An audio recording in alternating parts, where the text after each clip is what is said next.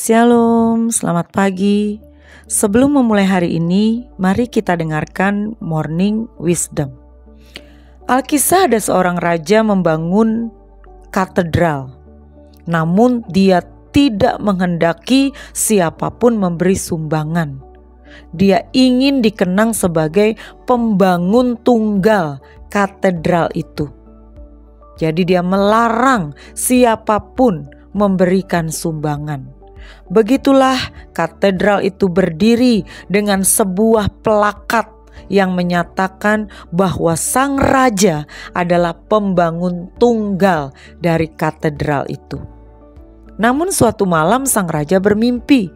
Seorang malaikat menghapus plakat itu dan menuliskan nama seorang janda miskin untuk mengganti nama sang raja. Mimpi itu terulang 3 kali. Sehingga raja menjadi sangat terganggu saat terbangun. Lalu akhirnya dia memerintahkan agar janda itu dipanggil untuk memberikan penjelasan.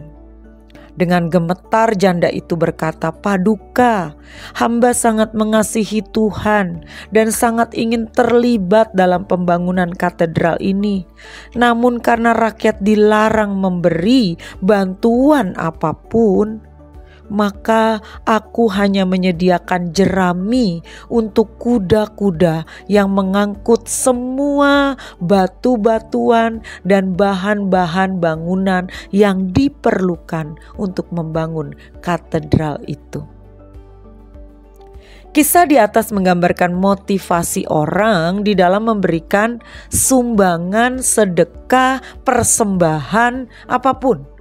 Memberi untuk pekerjaan Tuhan, memberi untuk menolong orang yang membutuhkan. Pengertiannya itu seperti memberikan sumbangan atau persembahan. Ada yang memberi demi menunjukkan kedermawanannya sebagai orang kaya supaya tidak disebut pelit atau kikir. Ada pula orang kaya yang memberi banyak sekali untuk pelayanan pekerjaan Tuhan, untuk membangun gereja, untuk membeli alat musik, untuk melengkapi pelayanan pekerjaan Tuhan agar supaya dia dapat mengendalikan, mengatur gereja dan para hamba Tuhan yang ada di dalamnya. Dan untuk orang-orang seperti itu, Tuhan Yesus berkata, mereka sudah menerima upahnya di bumi ini dan gak akan terima upah di surga. Matius 6 ayat 1-4, hal memberi sedekah. Ingatlah, jangan kamu melakukan kewajiban agamamu di hadapan orang supaya dilihat mereka. Karena jika demikian kamu tidak beroleh upah dari Bapamu yang di surga. Jadi kalau mau memberi bukan supaya dipuji ya, atau kita bikin konten, lihat kita bantu ke sana ke sini, bantu pekerjaan Tuhan, bantu gereja-gereja, bantu hamba-hamba Tuhan.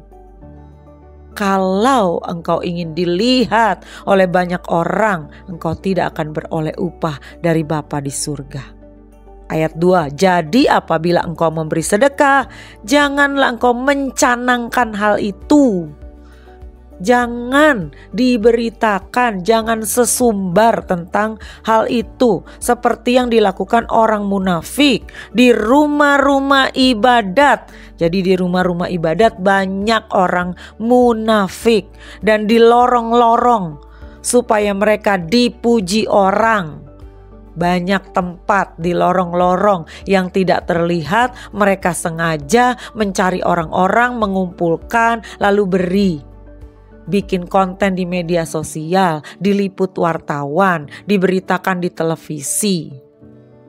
Aku berkata kepadamu, sesungguhnya mereka sudah mendapat upahnya. Sudah dapat pujian di bumi ini. Sudah dapat sanjungan dari orang-orang di bumi ini. Tetapi jika engkau memberi sedekah, janganlah diketahui tangan kirimu apa yang hendak diperbuat tangan kananmu. Hendaklah sedekahmu itu diberikan dengan tersembunyi, maka Bapamu yang melihat yang tersembunyi akan membalasnya kepadamu. Jadi kalau kita memberi dengan sungguh-sungguh, Tidak usah berharap pujian, tidak usah berharap balasan, tidak usah berharap sanjungan. Apa yang kita beri dengan ketulusan. Walaupun orang lain tidak tahu, tidak melihat, cukup Bapa di surga yang tahu. Sebab kita akan menerima upah dari Bapa di surga. Dan persembahan yang kita beri bukan ditakar berdasarkan jumlahnya, tetapi berdasarkan kasih dan ketulusan yang menyertainya. Selamat pagi, Tuhan Yesus memberkati.